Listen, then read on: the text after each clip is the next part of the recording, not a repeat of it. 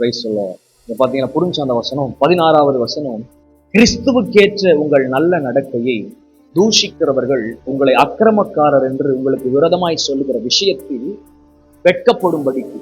யார் வெட்கப்படும்படிக்கு?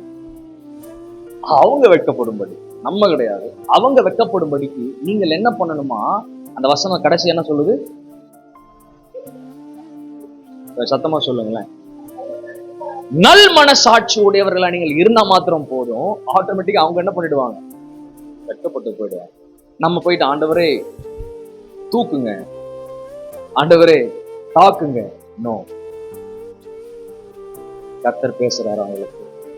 தெரியல, எனக்கு நைட் இந்த ஸ்கிரிப்சர் ஆண்டவர் உள்ள கொடுத்துட்டே இருக்கு. அப்ப பாருங்க, அவங்கள நீங்க வந்து தூக்குங்க ஆண்டவரே, தாக்குங்க ஆண்டவரே, போடுங்க ஆண்டவரே. கர்த்தருக்கு நம்ம சொல்ல தேவையில்லை. நீ நல்ல மனசாட்சியோடு இருந்தாலே போதும். அவர்கள் வெட்கப்படும்படி கர்த்தர் என்ன பண்றாராம்? அவர் பார்த்துக்கிறார். நம்ம போயிட்டு தேவ சமூகத்துல போராட வேண்டிய அவசியம் இல்லை. நம்ம நமக்காக ஜெபிப்பதுக்கு நமக்கு டைம் பத்த மாட்டோம். நம்ம காரியங்களை பார்ப்பதுக்கு நம்ம டைம் பத்தமா. அவங்கள தூக்குங்க, அவங்கள தாக்குங்க, எதுக்குங்க? நம்ம அவங்களை ஆசீர்வதிச்சு விடுவோம். நான் சொல்றேன், அவரை நம்ம ஆசீர்வதிக்கும் போது என்ன ஆகணும் சொன்னா, நம்ம பின்னாடி சில ஆசீர்வாதம் வந்துடும். ஆனா சொல்றாரு, நீ ஒரு வீட்டுக்கு போகும்போது அந்த வீட்டுல எதை சொல்லு? ஃபர்ஸ்ட் சமாதானத்தை சொல்லு. நீ போற வீட்டுக்கே சமாதானம் சொல்லணும்னா, அப்ப நீ இருக்கிற இடம் எங்க போனலாம் அந்த இடத்துல எதை வைக்கணும்? சமாதானம் வைக்கணும். நான் சொல்றேன், உனக்கு விரோதமா வந்து பேசுறவங்க கிட்ட சுத்தமா சமாதானமே இல்லை. சார், அவர்கிட்ட சமாதானமே இல்லை, நான் எப்படி அங்க போக முடியும் அப்படின்னா, தீமைக்கு தீமை செய்யாதம்மா, உதாசனத்துக்கு உதாசனத்தை செய்யாத. உன் ஆவி வேற, அவங்க ஆவி வேற. அது தேவனை அறியாத ஆவி. ஆனா உன்னோடு இருக்கிற ஆவி பரிசுத்த ஆவியினுடைய அபிஷேகத்தை பெற்றிருக்கிறது. தேவ வார்த்தையின் ஆழங்களை பார்த்திருக்கிறது. கர்த்தருடைய அன்பை ருசி பார்த்திருக்கிறது. தேவனோடு கூட இணைந்து இருக்கிறது. அப்போ நீ அவர்கள் செய்கிற தீமைக்கு தீமை கொண்டு போகாத. நீ அவங்களை ஆசீர்வதித்து சமாதானத்தை பேசு. அவர்களுடைய காரியத்தை கர்த்தர் பார்த்துக்கிடுவார். நம்ம போய் அவர்களுக்காக தேவ சமூகத்தில் ஆண்டவரே அவங்களை இதை பண்ணுங்க, அதை பண்ணுங்க, வேண்டாம். நம்ம எதுக்கு? நம்மளுடைய அழைப்பு பெருசு. நம்மளுடைய அழைப்பு பெருசு. பல ஆத்துமாக்களை தேவனுக்குள்ளாக, பலருடைய வாழ்க்கையை நன்மைக்குள்ளாக, பலருடைய சாபங்களை ஆசீர்வாதங்களுக்குள்ளாக, பலருடைய கண்ணீரை ஆனந்த களிப்புக்குள்ளாக, பலருடைய இல்லாமையை இருக்கிறதற்குள்ளாக அழைக்கப்படுவதற்காக, அவர்களை கொண்டு வருவதற்காக கர்த்தர் நம்மை ஆசீர்வாதமாக வச்சிருக்கையில் நம்ம எதுக்கு அவங்களுடைய காரியத்தை நம்ம கையில் எடுக்கணும்?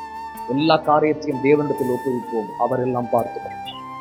Price the lord. Hallelujah. So தேவன் நம்மோடு கூட இருக்கிறார். நீங்கள் நல் மனசாட்சி உடையவர்களாய் மாத்திரம் இருந்தால் போதும். கர்த்தர் எல்லாம். அந்த ஆண்டவர் எதிர்பார்க்கிற ஒரே ஒரு காரியம் என்னன்னா, ஆண்டவர் இந்த வார்த்தை எதிர்பார்க்கறது இல்லை. ஆண்டவர் எதை எதிர்பார்க்கிறாரு? மனசை பார்க்கிறாரு. அங்க என்ன நடக்குது, அங்க என்ன இங்க எதை வேணா அறிக்கை பண்ணலாம், இங்க எதை வேணாலும் அறிக்கை பண்ணலாம். ரிங்கு சிஸ்டர் ரொம்ப நல்லவங்க இங்க சொல்லிட்டு மனசுல அப்படின்னா என்ன ஆகும்? ஆண்டவர் இதை தான் பார்ப்பார். அவர் மாம்சத்திலே கொலை உண்டு, ஆவியிலே உயிர்ப்பிக்கப்பட்டார். நீங்க எல்லாரும் அறிக்கை செய்யுங்க பார்க்கலாம். அவர் மாம்சத்திலே கொலை உண்டு, ஆவியிலே உயிர்ப்பிக்கப்பட்டார். ஆவியிலே உயிர்ப்பிக்கப்பட்டார். நான் சொல்றேங்க, இந்த ஒரு காரியம் தேவ சபைக்கு ஆண்டவர் தெளிவா வெளி கொடுக்கிறாரு. நீ மாம்சத்தில் கொலை உண்டாலும், உன்னை கொன்று போட்டாலும், நீ மறுபடியும் உயிர் தெழுந்திருப்பாய் ஆவியினால். அல்லேலூயா. நீங்க ஆவியினால் உயிர் தெழுந்திருப்பீங்க. நான் சொல்றேன், உலகத்தினுடைய விஷம் தேவ பிள்ளை உன்னை ஒன்றும் செய்ய முடியும். உலகத்தினுடைய பெரிய வியாதி அது உன்னை ஒன்றும் சேதப்படுத்த முடியும். உலகத்தினுடைய பெரிய சிறையிருப்பு அதை உன்னை ஒரு நாளும் அடக்கி வைக்க முடியாது. ஏன்னு சொன்னா, நீ மாம்சத்தின் சாவை முடிவாக கொண்டவன் அல்ல, நீ ஆவியின் உயிர்த்தெழுதலை ஆரம்பமாக கொண்டவன். அல்லேலூயா. அந்த வசனம் சொல்லுது பாருங்க, மாம்சத்தில் கொலை உண்டு, அவர் ஆவியில என்ன பண்ணப்பட்டாரா? உயிர்ப்பிக்கப்பட்டார். அப்பாவே உயிர்ப்பிக்கப்பட்டார்னா, வாட் அபௌட் பிள்ளைகள்?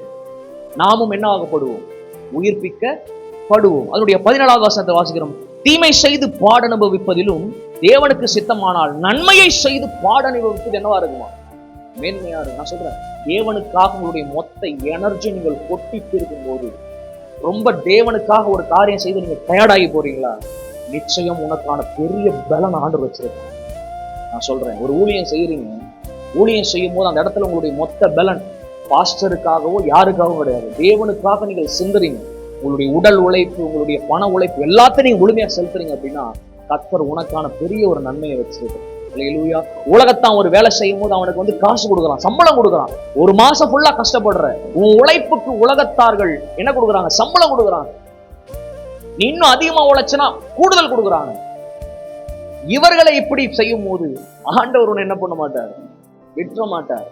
நீ உழைத்த உழைப்புக்கு நிச்சயம் தேவன் ஒரு பெரிய ஆசீர்வாதத்தை கொடுப்பார். நீ எதிர்பார்க்காத ஒன்றை கொடுப்பார். நீ நினைச்சு கூட பார்க்காத ஒன்றை கொடுப்பார். நீ தேவனுக்காக நன்மையை செய்து நீ அதில் ஒரு பாடு அனுபவிக்கிற அப்படின்னா நீங்கள் பாக்கியவான்கள். நீங்கள் பாக்கியவான். நீங்கள் தேவனுக்காக உங்களுடைய நேரங்களை செலவிடும் போது கர்த்தர் உங்களுக்கான அநேக காரியங்களை அவர் செய்கிறார். கர்த்தர் உங்களுக்கான அநேக காரியங்களை அவர் ஆச்சரியமாக சந்திக்கிறவராகவும் இருக்கிறார். Price the lord. அல்லேலூயா. அவர் மாம்சத்திலே என்ன பண்ணப்பட்டார்? கொலை செய்யப்பட்டார். ஆனால் ஆவியில உயிர்ப்பிக்கப்பட்டார். நீங்கள் எல்லாரும், நாம் எல்லாரும் இன்னைக்கு ஆவியினால் என்ன பார்க்கப்பட்டிருக்கிறோம்? உயிர்ப்பிக்கப்பட்டிருக்கிறோம். நாம் உயிர் தெழுதலை பெற்ற தேவ சபை. அல்லேலூயா. மறுபடியும் அந்த பிணங்களைப் போல மறுபடியும் மாம்சத்துல போயிட்டு கவலைக்குள்ளாக மூழ்க வேண்டாம், சோர்வுக்குள்ளாக மூழ்க வேண்டாம், கண்ணீருக்குள்ளாக மூழ்க வேண்டாம். கர்த்தர் எல்லாம் பார்த்துக் கொள்வார். நடப்பதெல்லாம் நன்மைக்கு. Praise the lord. அல்லேலூயா. அடுத்த வசனத்தை வாசிங்க. 20வது வசனம்.